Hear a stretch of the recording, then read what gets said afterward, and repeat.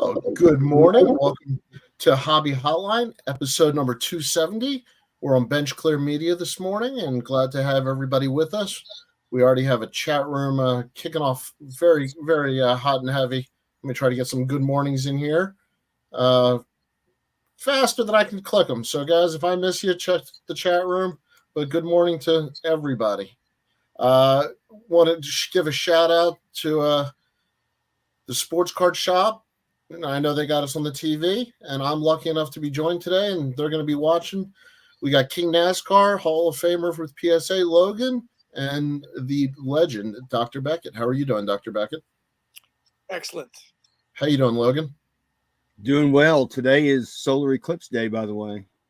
Well, let's cut right to the weather. I was going to do traffic and sports first, but give us the update. What can we expect? Well, we can expect a solar eclipse today occurring during this show, so we will be leaving you in the dark. Wow, I walked right into that one, I think. Yeah, and not only that, they're calling this the Ring of Fire. So you're going to need some special glasses to block the ultraviolet light. Yeah, there you go. And you're also going to need a tube of Preparation H for the Ring of Fire. Just let you know that. That's how we're kicking it off. We're going to have fun today. That's fantastic. I could use it. So one of the great things that I wanted to talk about today, because I wanted today to be super funny, is this is a true story, which is the great part of any tale. If you go to Costco.com, you can actually buy a Mickey Mantle 51 Bowman rookie card. Dr. Beckett, I have a question for you. When was the last time you went to Costco to do your card shopping? Never. I mean, what are your thoughts on that? Now, it's on Costco.com to be fair, but they've got some Pele autographed jerseys, some Ronaldo, the Bowman Mantle. Well, if it were in a regular Costco store where you had to go in and look at it and ask the person at the counter about what was perhaps under glass or under lock and key, I'm not sure about that. But if it's an online play, that we'll see. It's just that once you go online, there's a lot of opportunity for comparison shopping. And I guess, the Costco is a strong brand, but they're not known for high-end sports cards. Logan, if 51 Bowman, what goes better, a pallet of Nutella or a couple 2 liters of Pepsi? How does that work? Well, yeah, I think, you want to go to the store and say, hey, I'd like to, like you said, pick up a 7-pound tub of Nutella and a 1951 Bowman Mickey Mantle card that's autographed. And could you double bag that for me when I'm done? I just want to know, when you leave, do they check the receipt? Yeah. They ought to have armed guards taking you out when you take that thing out of the store. Well, how do we even know this is Costco doing it? It's somebody doing it, and it's got a Costco branding on it, but it's Costco may not be storing, fulfilling, answering questions, doing anything about this other than using their name to draw eyeballs. It's an excellent point, and they have a limited number. So the question is this marketing as much as anything else? Well, is it powered by fanatics? Isn't everything? Well, I'm wondering if Michael Rubin has bought Costco.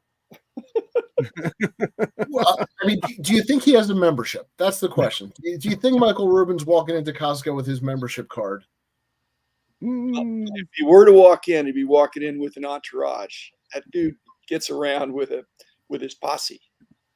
Yeah, I walk around with my kids. He walks around with his bodyguards. It's very similar.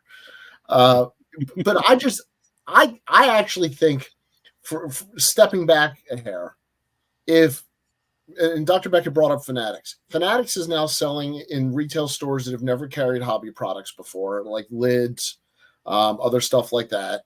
Now you've got Costco, like you said, somebody's behind it. Costco is not going out there and sourcing sports memorabilia, and maybe they are. Maybe I'm wrong, but I don't think they are.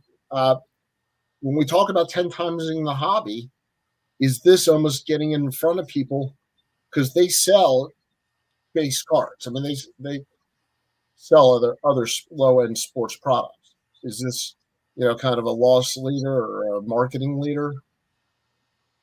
It's a low cost probe. I mean, it's an opportunity to see if this sticks in 6 months. If nobody buys anything, they won't do it. But they're getting they're going to get some awareness. They're going. I don't know if people are going to pull the trigger. I'd rather buy from somebody I know.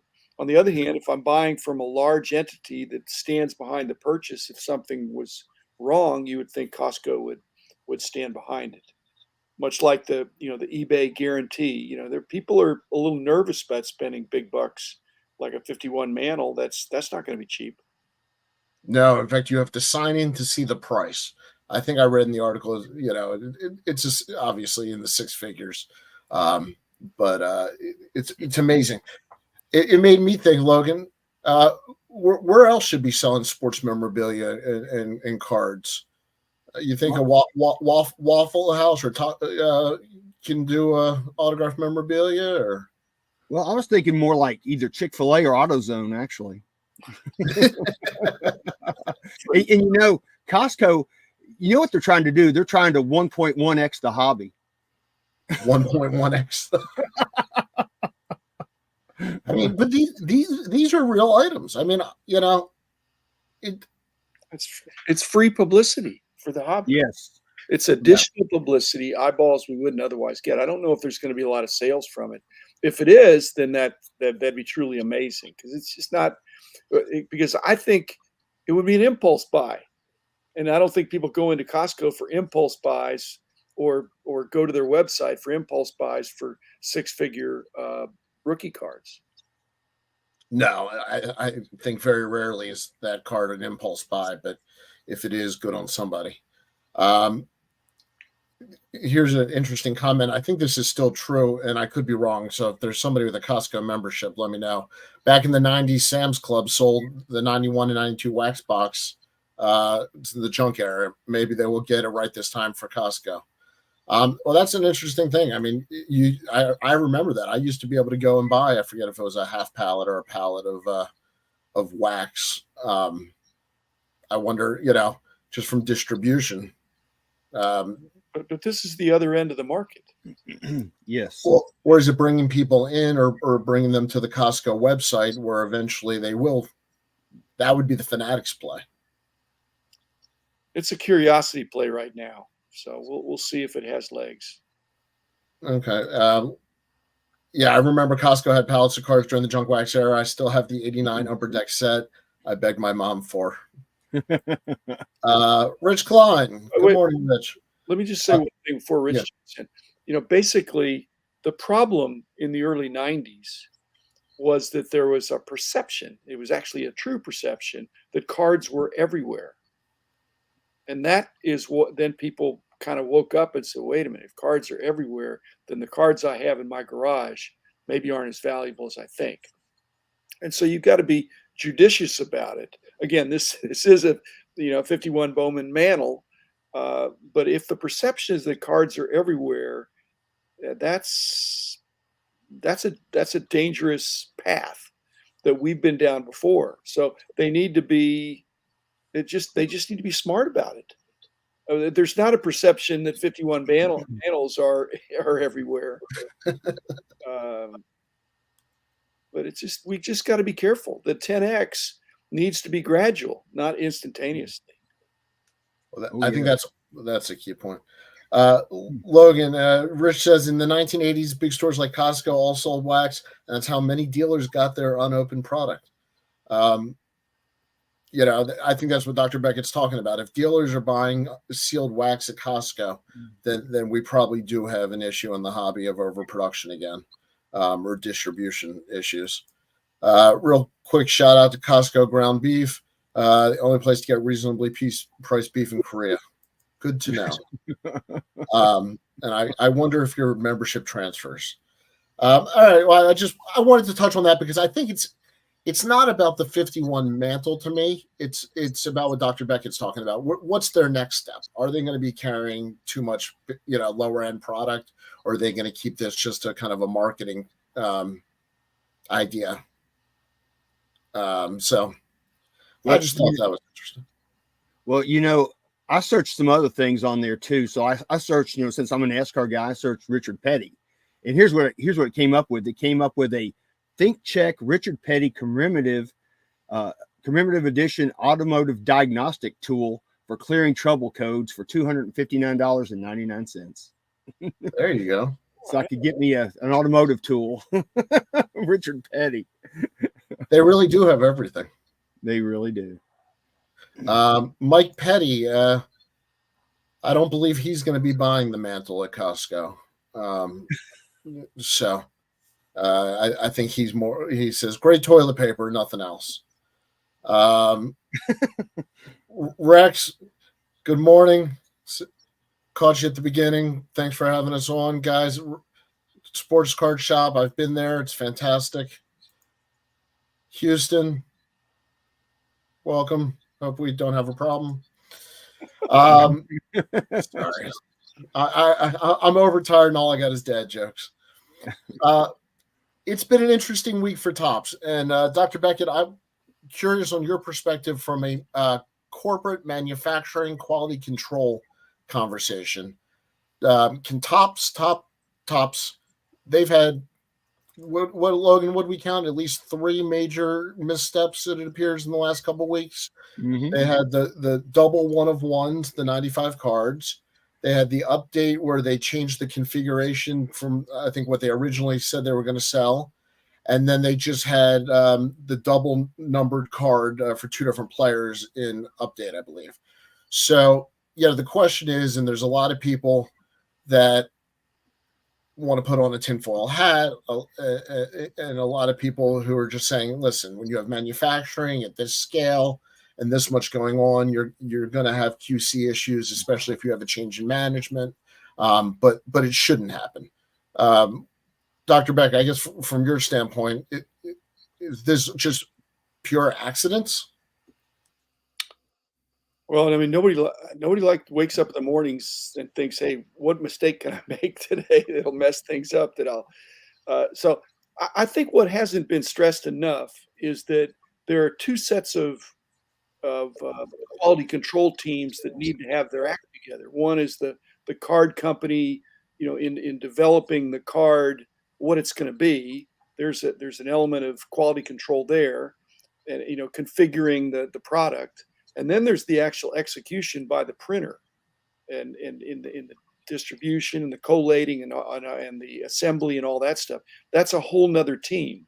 Now maybe they talk to each other. The other problem is that the card company people have to be very knowledgeable about the hobby and the sport. The printing place, you almost don't want them to be knowledgeable about the sport and the players, because they just need to treat it as a product that needs to be handled properly, and they go through it. And so some things that happen like this are just, you've got 2 sets of quality control gauntlets, and occasionally there's a mistake. Like I said, I hated making any mistake, and I bet they hate making mistakes too. But Topps has tried in some creative ways to come up with solutions that I think people are saying is okay. Well, that's a good way to resolve this. So there have always been problems, and I can't say there's never been an intentional error, but I don't think these are. Logan, you and I were talking. What do you think about this? Is this a sign on Fanatics, or just a speed bump as they take over? It could be a sign of things to come. I don't know. Like you said, they've gotten so big. There's so many people involved. I mean, people make mistakes. I get that. I make mistakes all the time. I don't try to make mistakes, but they do happen. But it just seems like right now it's just amplified with all the things that they're doing, and it makes me wonder. I mean, are some of them on purpose to make you talk about tops and have tops out there in the forefront. I don't know. Well, that's what Silver Fox says. No tinfoil hat here. Just don't underestimate marketing, guerrilla marketing. That would be an interesting marketing play. Like Dr. Becky said, it would take a lot of coordination. Ziggy, hello. He says, are you opening update now or waiting for Chrome update? I'd rather chase the Chrome update rookie patches over Stadium Club. Applaud Topps Fanatics for the rookie patch. Yeah, I mean, I think a lot of people are waiting to see what product it was going to go in. I think the rookie patch is a great idea. The other sports, I think, seem to be finding ways to follow it. Have you, Logan? You're not a rookie patch chaser necessarily, but do you like the idea of putting it in update instead of a higher end product? I think it's a good thing. It gives more people a chance to buy the product at a lower price point and get it, or possibly get them. Guys, I just think I still, Chrome there's update. a lot of people that think that the Topps is like messing up on purpose, and I don't think they are. On the other hand, what they could do better is they could say, here's what we're doing now to make sure this doesn't happen again. They are talking about, here's what we're going to do to rectify this situation. But here's the way we're rethinking our quality control to make sure this doesn't happen again. Secondly, they're not saying, and this person was fired, because they messed up. They're not saying that. They're just saying, oh, we made a mistake. And by not saying how the mistake happened, which might be a competitive thing, they're leaving the door open for conspiracies that hey, nobody got fired. So maybe, because if somebody was grossly negligent, they really shouldn't be working there. This is an industry that really requires a real attention to detail, whether it's the printing, the whole thing. The cards are too expensive to have people that are not really extremely competent. So I just that's what I think. I'm not hearing that people got fired. I'm not, or if you had a consultant that they're not going to be used anymore, or somebody that was doing the press checks fell asleep on the job. I'd like to know an explanation, and then I'd like to know, and here's what we're doing to make sure this doesn't happen again. Well, following right up with that, the question for you, Dr. Beckett, is your view on, I guess this would be the top setting the floor on secondary market pricing with these bounties. And my only comment was I thought the bounties were set pretty high compared to the market value for the superfractors. When they had two of them, they put a bounty on one of them to try to get the one-of-ones back to one-of-ones. What's your thought on them setting a bounty? They have won the narrative by calling it a floor. I think it's a ceiling. Yeah. I think this is the ceiling, and it's aspirational, and it makes people think, wow, I'm going to get it, and I'm going to immediately, cash it in. I'm hoping I can cash it in. So they've created some enthusiasm for a product that probably will do better because of that. And that, on the other hand, they've set aside this, they've kind of like escrowed a bunch of money to pay these bounties. But collectors being as they are, not all these are going to be redeemed. And so Topps is setting aside this money. My guess is they're not going to have to pay out the full amount. And not only that, there's time limits. So if somebody, the other thing it does, guys, is it defeats the notion that I'm going to buy these cases or boxes, set them aside, and I'm going to sell them for a lot more money in 10 years. Maybe not, if there's a time limitation for this offer. So I think it's aspirational, and I think Topps is very interesting. To make it seem like a floor is, I would be shocked if in 10 years even one of these players out of the whole group is exceeding their bounty. Yeah, and the reality of it is, if it is, it'll probably be one of the lower bounties that surprises everybody. Logan, do you like the way Topps has responded to this? I mean, I think it's fair. I mean, they've got 2 1-of-1s out there. They've got to get rid of at least one of them out there. I think that's a good play to do that.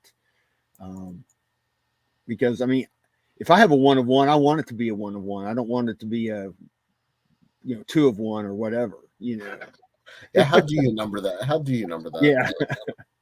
Yeah. Silver Fox says coordination.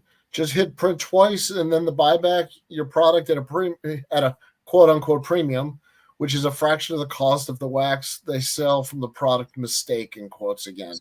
So this is another idea on the theory that it's been done as a marketing or a promotional.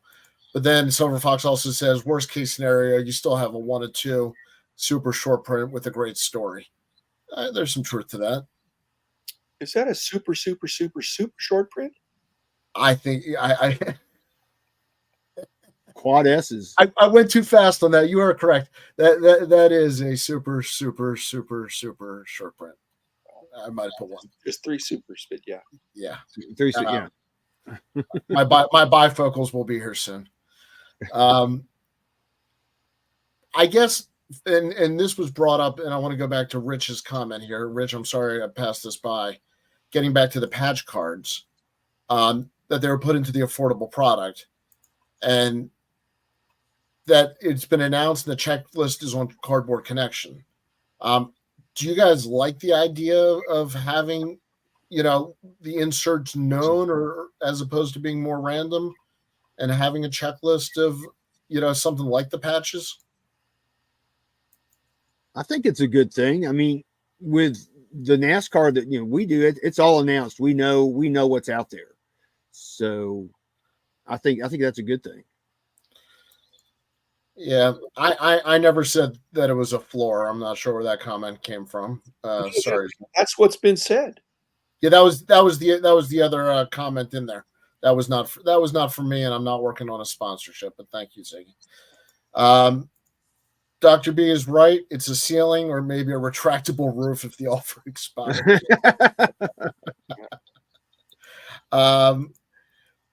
Travis, buying boxes in today's economy has become very challenging and harder to balance with the cost of living. I feel more people will leave the hobby than come in. Just facts. It probably is tougher to buy wax today and say it's a good investment. I mean, do either one of you buy sealed wax, or did you used to? I still do. I've got a lot of sealed wax. I've got some 2023 Prism Racing sitting right here next to me. I'm probably not going to open it, and even if I do, it's going to be a while. And I'm not doing it for investment. I'm just doing it just to collect it. How far back do you go?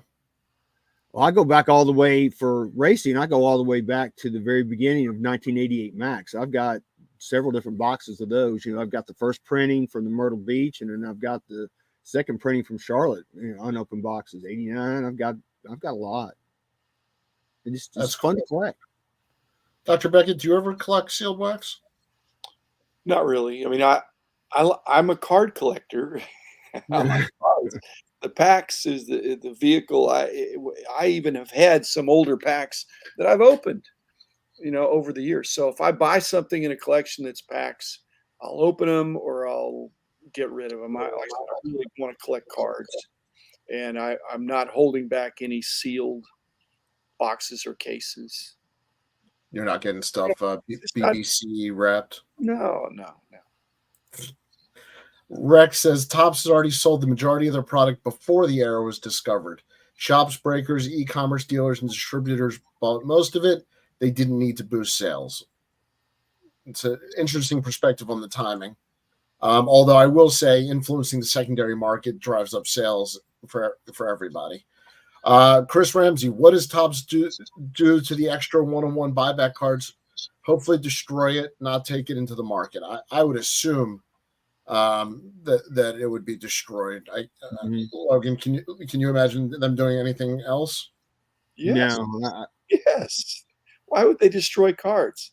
Last time that happened, there was a barge in the Hudson with a bunch of 52 Topps high numbers. I think they're going to emboss them, crimp them, make some kind of a overprint that signifies this is a historic card that we bought back and whether it's a redemption offer or a sweepstakes offer, I just can't think they're not gonna, because they're nice cards. That they've got to make them look definitively different than the other one, but they can do that. Yes. Mike Petty says error card reverse negative 1 of 1 PSA 10. Yes. What do they call it? eBay eBay 101. eBay 101, right. Silver Fox buyback, gold foil and balls with oops. That's what they should do. Well, you're the Billy Ripken expert with the 14 different variations there. Fleer got very creative in how to deal with that, and so they didn't destroy them all. I don't think they doubled down on it. I don't think it's a tinfoil hat. I believe that they didn't know what was on the card, but the second they found out, they took full advantage of it. And back then, the only way to make more money was really just to produce more. And I actually think their error card corrections were some of the first variations that were ever made. And I think that was part of the collectability was you had all these different variations that they tried to put on to cover up, and I think they did that intentionally. But that's my Bill Ripken tinfoil hat. Well, that created a lot of hype back then. I can remember I worked at a place called the Computer Center, and my boss, the owner of the store, he read USA Today every day, and he runs back to the shop where I'm working. So I was technician. And he goes, look at this. And there was an article in USA Today about that Billy Ripken card and the error. He goes, I want one of these cards right now. Can you get me one? I said, and I didn't even know anything about it till then. I said, don't worry, I'll find you one. And we ended up finding several. Yeah.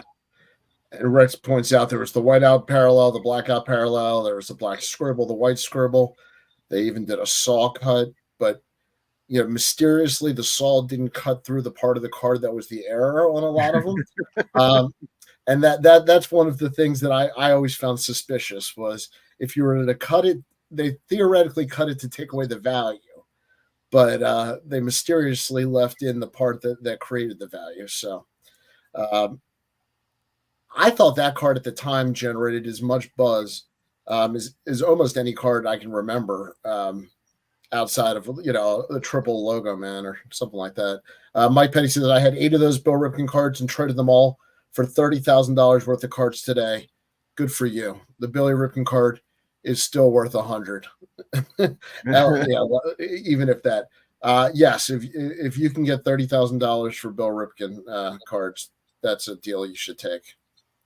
To say the least, Bill Ripken would take that deal. Mookie says, Dr. Beckett, I imagine the magazine spilled a lot of ink over the Bill Ripken card. How many articles did that spawn? I guess, what was that like for you during that period? Well, it's not family friendly. So we wanted a positive tone. And that was a little bit of a embarrassment for our industry, I think, when you're dealing with the perception that it's a kid's hobby, which it's adults, it's men and boys. But so I think a little disappointed in Fleer letting that sneak by, disappointed in the Players Association not catching it. But then after it's done, we had a lot of consternation of how to represent it in a family friendly way with our magazines without discussing it in ways that use bad words. Did you just put it like an error designation on it and we called it Rick Face? Rick Face. That's where the Rick Face came from. Was you guys? I did not know that. Wow. That's interesting. So let me ask you a quick question. Did the price change? Was that one of the more active ones? Do you remember in the time period? I mean, the confusion was what we were calling Rick Face was not Rick Face.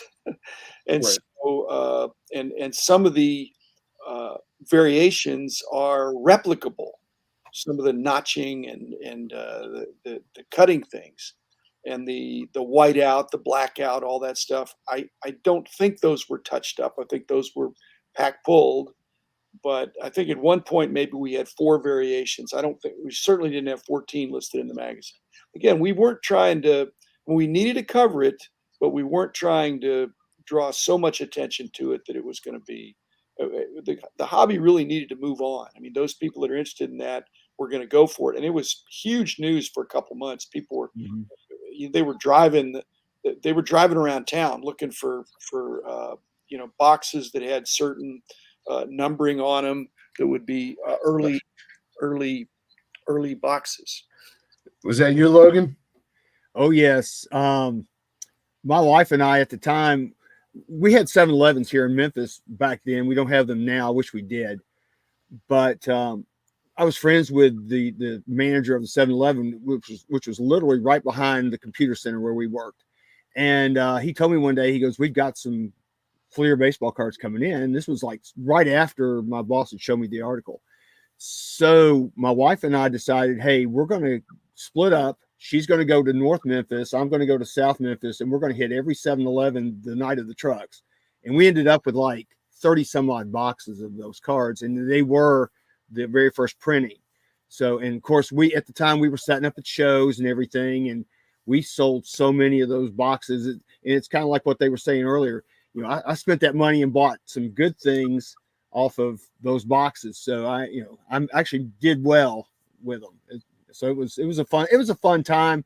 I can remember, there was no technology back then. Remember, I just had a pager at the time. Yep. So the only way my wife and I could communicate was she would stop at a phone booth or call from the 7-Eleven, hit my pager with the number. I'd call it back and then talk to her. And that's how we kind of knew where we were. So we didn't have our cell phones. We couldn't text, do any of that kind of thing. And then when my father-in-law found out about it, he was mad at me for letting her do that. And I said, whoa, hold on. It was your daughter's idea, not my idea. She wanted to do it. And so it was a fun time. I kind of miss those days in a way, but it was fun back then. We have a publicist here. Rich Klein says, FYI, a little bit of a self-servicing pub. At some point, you will hear Dr. Beckett mainly, and then me talk about the 1989 and the Ripken card on Netflix, Growing Up in the 80s episode, When It Breaks.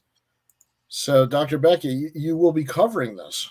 Well, we were part of this series, this video series, the kind of a program, a Netflix program this guy's doing. And so he interviewed Rich and me, and it was all things 1989 and the card, what was going on with the Upper Deck Griffey and stuff like that. So we covered a bunch of stuff, but it was fun. And frankly, Rich was carrying the heavy load. I think Rich is 1989 is like yesterday for Rich. It's like decades ago for me. Yeah. He is a steel trap.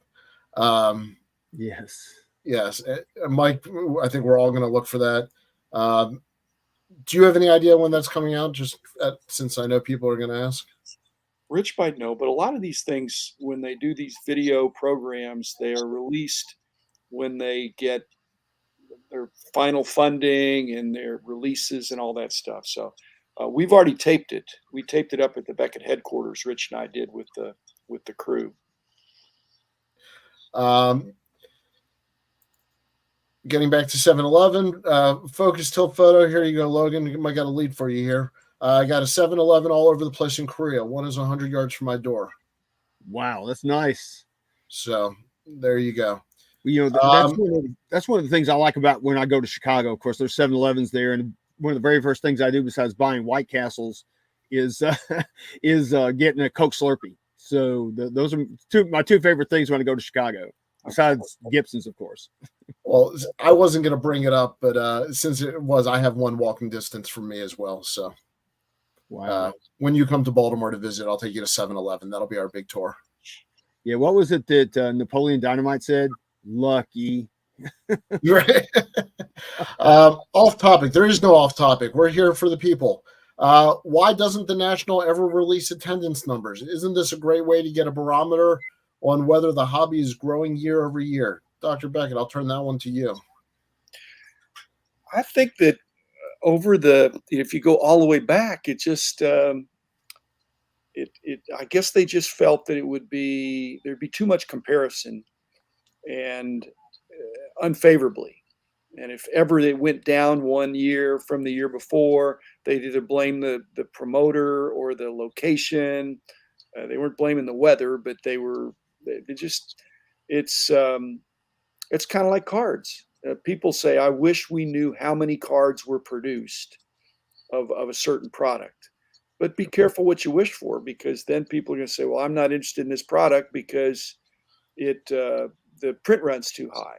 When really it depends on demand as much as it depends on supply. And so same thing with the Nationals. I think they just want to put the focus on, hey, next year we hope to be bigger and better. In fact, in My, the old days, it wasn't even to be bigger and better because there were some lean years. In fact, the Atlanta National, one of them was really not very good at all. And so, but the people have forgotten. And if we knew the exact attendance there, people would just keep throwing that in your face that you can't have a national in Atlanta because 30 years ago they had low attendance. And I mean low attendance. And you just couldn't know the exact number. as a follow up here, clean cheap shots, even if they don't release the number, don't you think they know what the attendance number is? And I would say absolutely. They know what Mhm. the dollars are. Yeah. There's so And much then, double counting, and I don't think there's well, uh, there's tickets sold. tickets, the swapping or, I think mainly it's, they're getting a number of VIPs and daily admissions, and then dealers get all kinds of, and corporates get passes, extra passes, and exhibitor badges and things like that. So I think it's hard to get an exact count, but I bet they have an exact count of the money they took in. Yeah. And I think you're 100% right on that. Rich Klein says Ray Schulte said when he was on Sports Card Live with Jeremy Lee that they had over 100,000. And I was going to bring this up. I think since Anaheim, when that was the quote unquote record, they've always just spoken general terms since then. I think that because to your point, Dr. Beckett, once you have the record, if you don't set it every year, it sounds like disappointment. Well, for example, Cleveland this next year, I'm thinking it probably will be slightly smaller than Chicago. Now, I hope it's not, but the room is going to be smaller. There are going to be less booths there, and so and it's not the same proximity. It's closer to the East Coast, but it's not quite as easy, and the restaurants aren't real close by. So, to me, Cleveland is not as good a location, and yet I want the focus to be on let's hope that Cleveland is a fabulous show, and I think it will be. But if it's only 97,000 people coming next year, Right. is it really bad? Because I think they had 125 this past year. I think they had well over 100,000. Cleveland's national could be fire. Marshall shut the crowd out if it's packed out. Listen, I hope it's a successful national. I hope the aisles aren't too crowded to walk around. So whatever that means, that's the number I want. The building is fireproof. I just want to go on the record saying it's like a hangar, a bomb shelter. There's nothing that burns. Oh, wait a minute, there's cards in there. Ruh-roh. But if you have a fire in there, what are they going to do? Bring in hoses and spray it down? I mean, that's just as bad. So, no fire. But again, Yeah. there's so much combustible there. It's like a bomb shelter practically, or an airport hangar. It's a concrete bunker. And Chris Ramsey saying too many people in there. Okay, so no smoking. No smoking. Yeah. Yeah. Here you go, Dr. Beckett. This one's for you. Lower attendance means more elbow room at the dollar boxes. Not necessarily. It depends who's not showing. It's Right. not like that, because everybody gets a booth. You have a certain number of square feet, and then there's an aisle in front. And some of the dollar box people do horseshoe. They people are not on the outside of their table; they're coming into the inner sanctum and all that.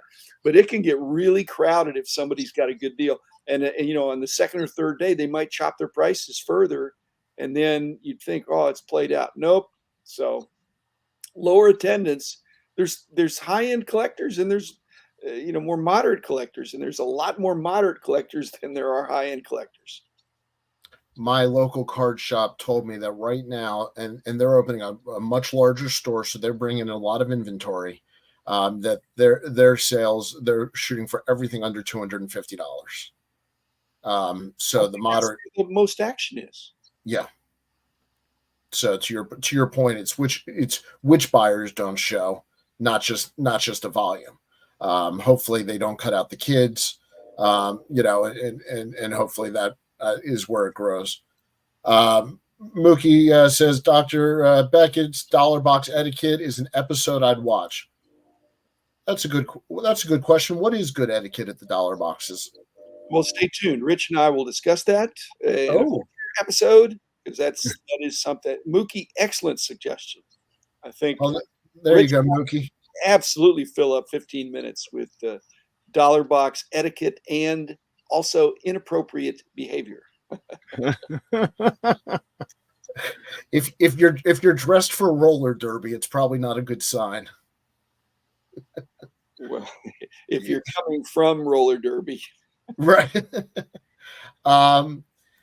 Rex at his store says $1 to $20 raw cards move well here. Rex, I guess my question for you is, how hard is it to turn over inventory and keep those priced and out versus selling other stuff? How do you divide that up? Logan, when you go to a card shop, are you looking for singles, wax? What are you looking for in a good card shop?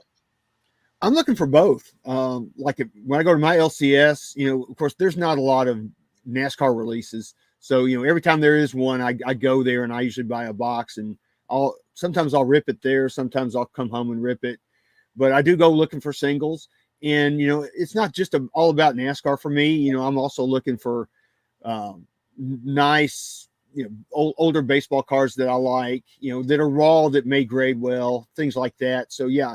And then, of course, I always get my supplies from him because, I want to spend my money locally. He's a friend of mine. I've known this guy for well over 30 years, probably getting close to 40, I would think. And I want to spend my money with him. He may be a little bit higher, but I do buy my supplies there. He also sells other things like, hats and jerseys and things like that. And, I'll buy Christmas gifts for people there. So, I do try to spend my money with him as much as possible, and I do buy a lot of stuff, a lot of different things as well. Rex responding to the $1 to $20 raw cards, he says he does need to get them consistently, buy and trade to keep those cards in stock. I would imagine. Dollar box etiquette is the same as the gym. You wait your turn, you limit your time to a reasonable amount, and you clean up after you use the equipment. That's there you go, Dr. Beckett. There's your whole episode. We're done. Use deodorant. Yes, use deodorant. And this one I think is already partially answered. And does Dr. Beckett ever think that Beckett magazines will be highly collected and graded one day? And I think some of them already have. Is that correct? I hope so. No, I don't really have very many, but I have a few. And the number one, issues are sought after, especially baseball. How often do you get asked to autograph the magazines? Oh, it's a few at each big show. At the national, I have some people. At the local shows, yeah, some people bring. Is it usually the first issues? Because I would. Mostly. I know. Yeah. Mostly. Or favorite players. I mean, there'll be. And I just think if I'm signing it, I need to not sign it in a way that obliterates Michael Jordan. Right. I'm trying to sign up, maybe on top where it's my name instead of, messing around. They can get Michael to sign on his chest. Yeah. I need to bring this the next time I come to Dallas and get you to sign it, Dr. B. Bring it. Where would I'll sign that. I have to sign that in an interesting color. Yes, you will. Yeah. That's glossy. You need a good marker on that one. Well, a lot of times I'll sign on the inside. Yeah, you sign on the inside. Front page. The front is like that. Well, Logan, I'll follow up with you on this question. Do you think the cards will hold their value more than memorabilia? I think memorabilia is still an untapped, not an untapped, undervalued market is what I would say, because when you have a memorabilia card that's worth more than the actual game used jersey, there's something weird about that to me. If I'm going to spend that kind of money, I would much rather have the whole jersey that's game used versus a little piece of patch or swatch on a card. So I think memorabilia is still undervalued. I mean, you can see, look, I like memorabilia. You can see all the stuff around me. It's more than just cards for me. Cards are my main focus, but I do love memorabilia, and when I can find a good deal on it, I do buy it. Well, I just think the memorabilia that the high end of memorabilia is arguably overpriced. That you've got a game used jersey for a player, and one of them is photo matched and the other one isn't. There's a 1,000% difference sometimes, and so I'd rather have the one that has not been photo matched. It's real. The player wore it. It's from the season, but I don't know exactly what game.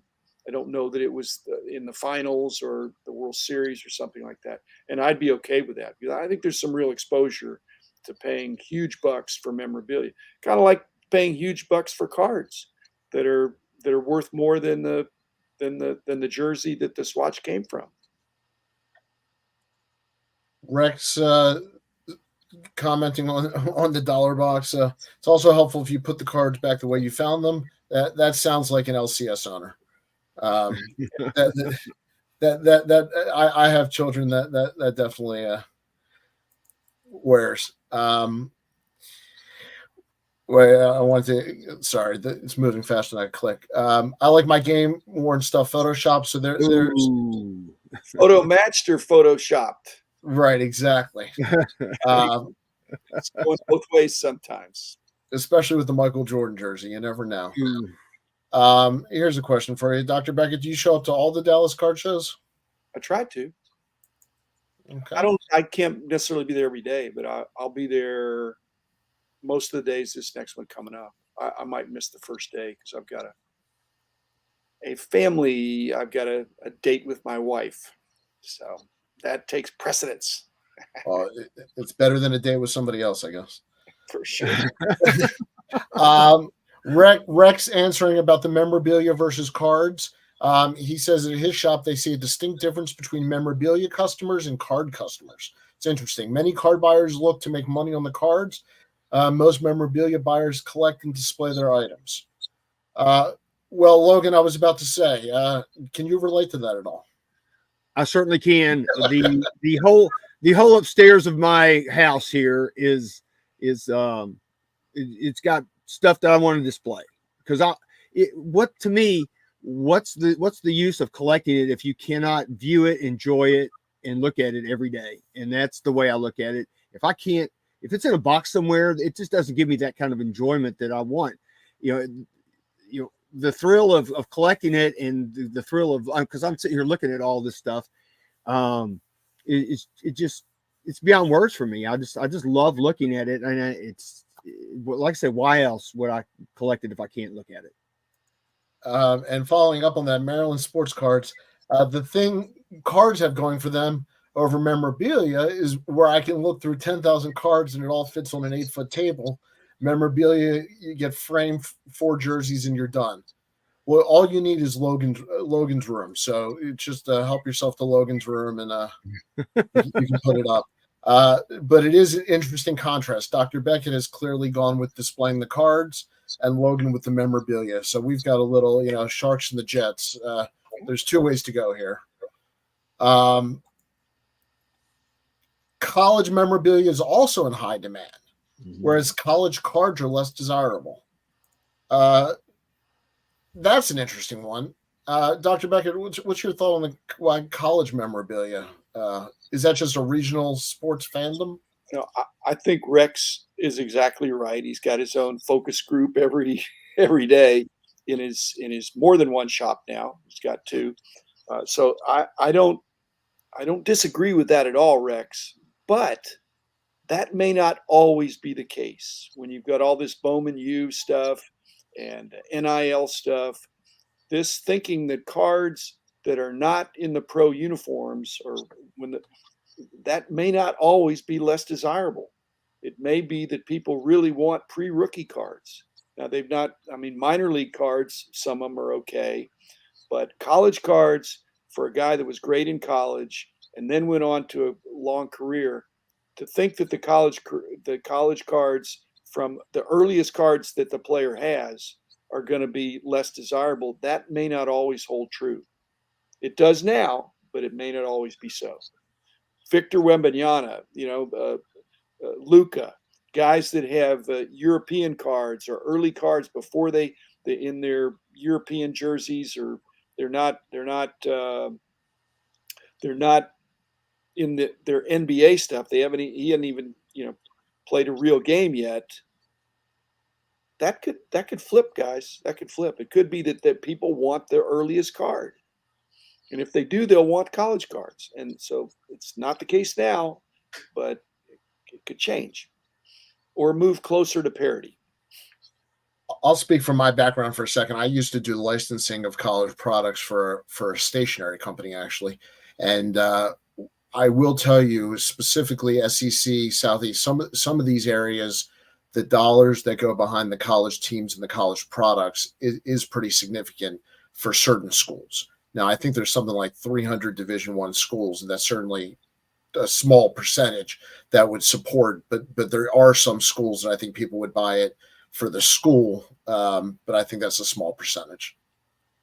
Yeah, but the non-Power 5 schools that have smaller print runs, and then somebody hits it big from, say, Iowa State, you're liable to see an explosion there. You just don't know.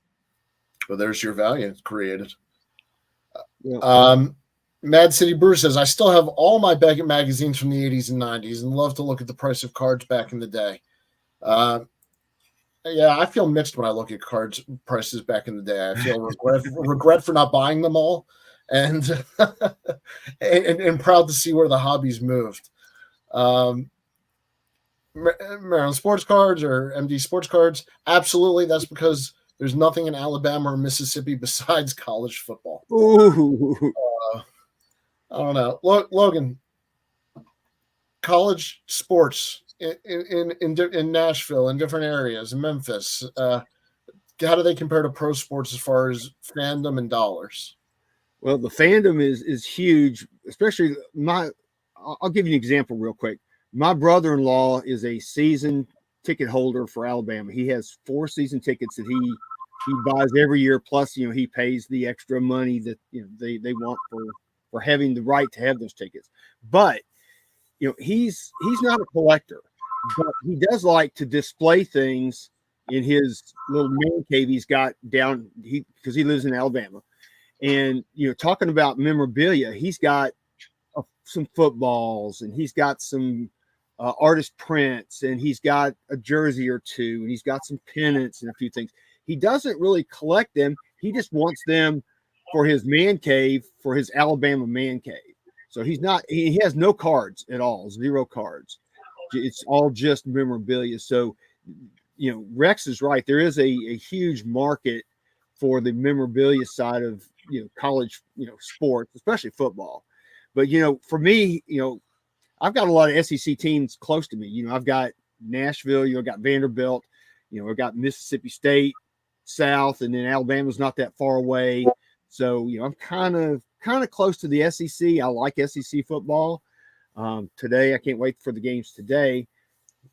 But yeah, there's a lot of because we do have the Grizzlies here, but in Ja, that whole story that's yet to play out.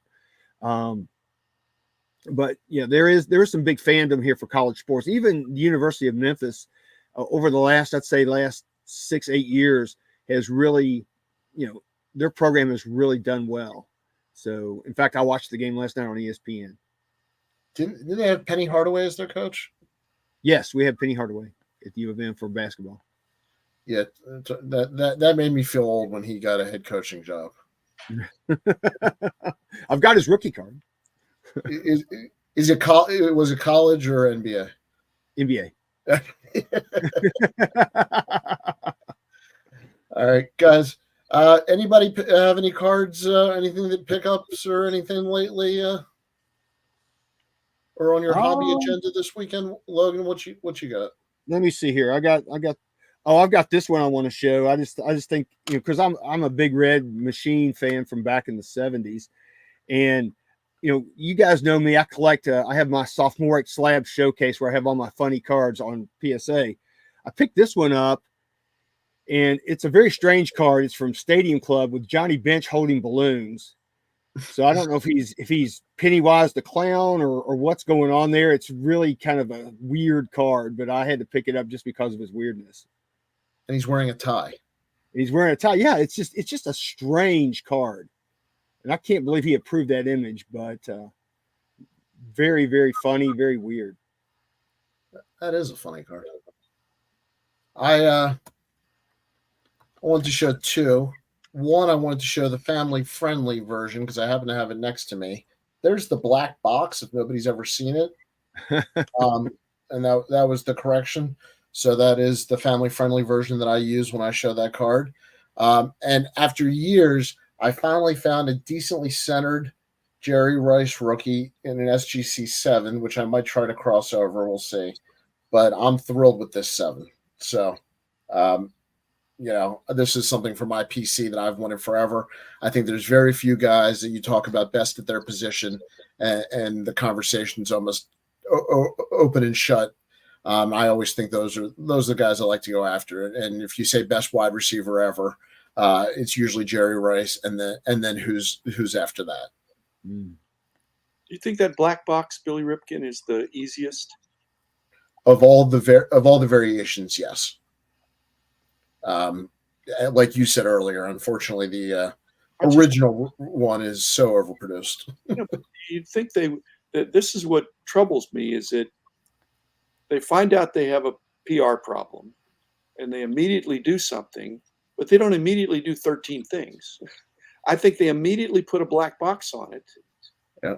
And then they either changed their mind or thought, let's try a white box. I mean, why would they do that? Why wouldn't they just say, we've got the Rick face and we've got the black box and it's done? The story I heard was there was more than one printer. I think that's possible. And they each chose their own way to solve the problem. I don't think there were 13 printers, though. So I agree with you, but I think that's how you got the original black box and the original black scribble. And then everything after that, I think they realized they were making money. And, let's do a white box and a white scribble, because I don't think that's a coincidence. Well, Rich Klein's correcting me before we get out of here. I will always take a correction. The black box Ripken was the last one issued, and in the factory sets, which is the only Fleer sold directly to the hobby. Yes, it's also the most common by far of the variations. So, Chris Ramsey, thank you, and thank you to everybody in the chat room. You guys doing anything this weekend? Or what do you got there, Logan?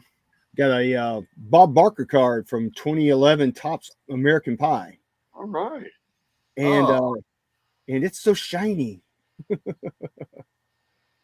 But I was always still am a big Price is Right fan, especially when I was a kid. And you're homesick, you're always looking forward to watching The Price is Right. That was always a big thing for me.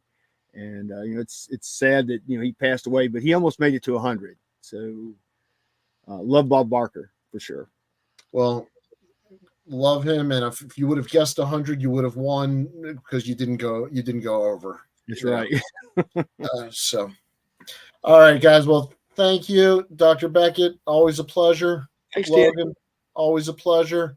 To everybody in the chat room, thanks for a great chat today. And make sure you check out the podcast on Monday. And yeah, I'm getting corrected on the Randy Moss, but I'll stick with my Jerry Rice since it came in the mail yesterday. Let's not ruin my glee just yet. So on that note, we'll get out of here. Thank you very much. You guys have a great weekend.